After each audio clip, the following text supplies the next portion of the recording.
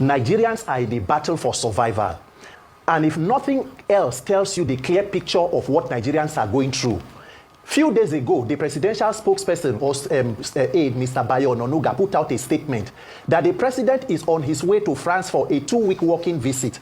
And while in France, what the president is trying to do is to get an appraisal of his government and to retreat and reflect on his own reforms.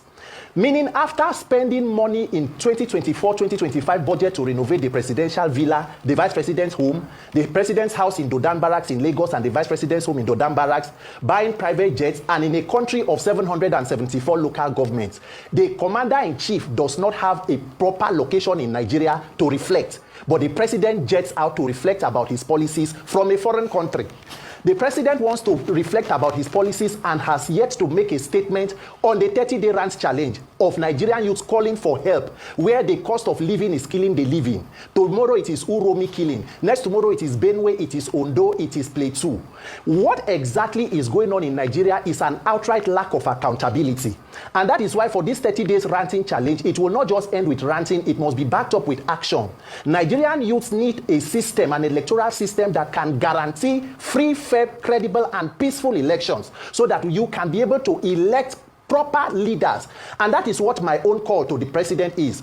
Thank God his aide said he's a Democrat. The hallmark of every democracy are free and fair elections. The president has to commit to that process in 2027, where people will not be beaten out of polling units like it happened in Lagos in 2023, so that Nigerian youths can begin to live and not just exist or struggle to survive. What exactly is there as an incentive to be Nigerian today? The institutions are almost stacked against you. Law enforcement is almost against you. The judicial system is not where you can go. The market is not what you can even afford. There is just sheer hopelessness across board, and that is what you are seeing us do in these 30 days. And if anybody as a leader is listening, then they should be taking practical steps to resolving these issues, most importantly guaranteeing a free, fair, and peaceful process in 2027. One of the most difficult jobs in Nigeria or in the world today is speaking for or trying to defend the APC federal government.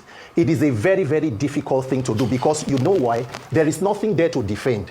So you remember that the APC campaigned for 16 years of PDP misrule. In fact, this president was part of a protest called Occupy Nigeria when the then President Jonathan was trying to remove fuel subsidy, which he eventually have removed today, and yet the devil is in the detail in terms of implementation of sanitizing the oil sector and NNPC.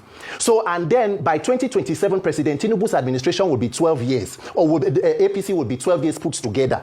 Imagine living in a government of renewed hope and experiencing the kind of unfortunate hopelessness that Nigeria is experiencing.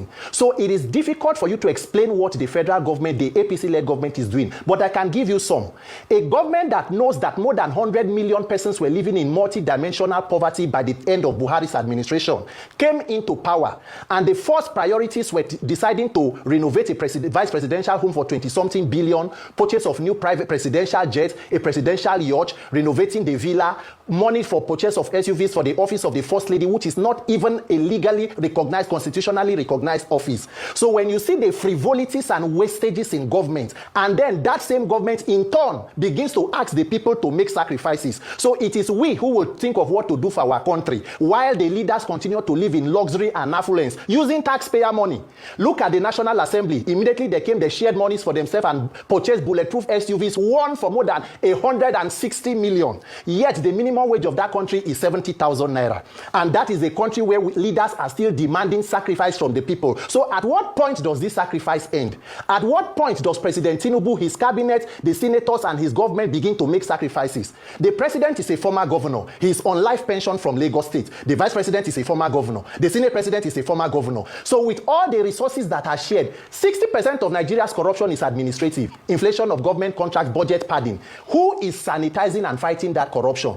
But you cannot say anything because the government does not even feel beholden to the people. And that is why no matter how much Nigerians continue to cry, it falls on deaf ear. Why? Because they know that the electoral system can still be manipulated to rig people back into power, using also the Nigerian judiciary. So if I have the ears of any Nigerian politician right now, I will want them to know that power is transient. You cannot be in power forever. If you don't leave power, power will leave you. Nigerians are not demanding for too much. We only need a country to live.